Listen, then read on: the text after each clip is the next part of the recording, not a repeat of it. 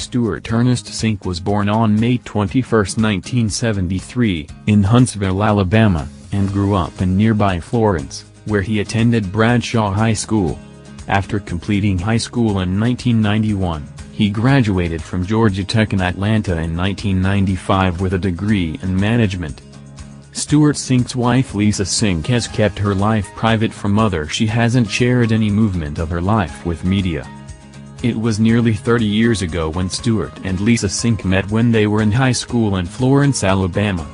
They had a class together, and he sat in the desk behind her. At the time, Stewart was dating one of the girls on Lisa's softball team. In fact, he dated several of her friends. "I would try to set him up," Lisa says. "I liked him. I thought he was fun and nice and all that.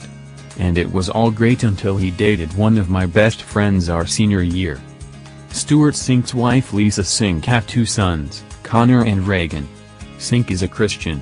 Cink has a home in Duluth, Georgia. 2 years into their college education, Stewart Cink's wife Lisa Cink transferred to Georgia Tech to be closer to Stewart, and at 20, they got married and had their first child, Connor. 2 years after that, their second son, Reagan, was born.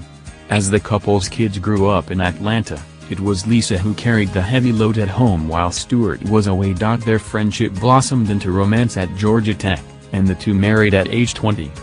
They have one son, Connor, who was born while the couple was still in college, and another Reagan, who is 2 years younger. After high school, they parted ways. Stewart went off to Georgia Tech while Lisa chose to attend Auburn. "When we were apart, it was apparent this was more than a friendship," Stewart said. He adored her intense sweetness and she loved the way he fully dives into life. "She's an easy person to love because she really loves other people," he said.